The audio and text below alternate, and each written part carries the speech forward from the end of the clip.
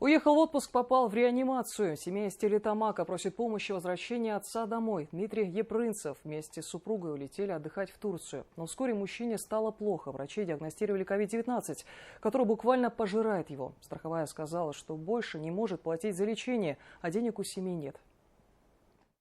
Как у тебя дела? Это кадры их первых дней в Кемере. Долгожданный отпуск, море, палящее солнце и отрицательный ПЦР-тесты перед вылетом. Казалось, ничего не может испортить отдых. Дмитрий счастлив и здоров. Но через месяц он будет выглядеть так. Все в той же Турции, но уже в ковид-госпитале в Анталии. На пятый день, можно сказать, мой отец горел. То есть у него начался озноб, также мокрота с кровью. Мама берет срочно билеты домой, и они едут в аэропорт. И папа теряет сознание. Приезжает скорая, его с третьего раза откачивают. То есть сердце завели только с третьего раза. В больнице ставят диагноз двусторонняя вирусная пневмония с отеком легких. Состояние ухудшалось, и Дмитрия вводят в искусственную кому. Через 3 недели врачи отключают его от ИВЛ. Казалось, состояние улучшилось.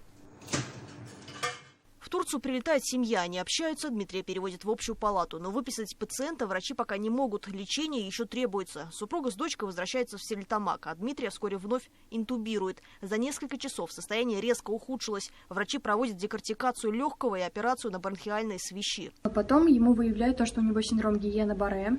Это аутоиммунное заболевание, которое влечет иммунную терапию. То есть нужен иммуноглобулин, без которого он не сможет жить.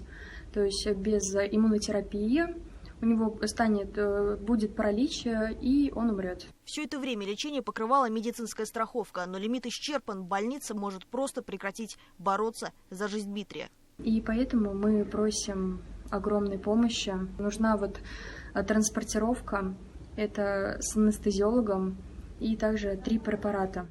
Сейчас Дмитрий находится в реанимации, идет уже 2-й месяц борьбы за жизнь. Когда может, он отправляет видео своей семье. И каждый раз им страшно, что эти кадры могут стать последними. Ладно, пока. Не знаю, увидимся. Анастасия Ильчебаева, Айбулат Аминев. Новости. Уфа.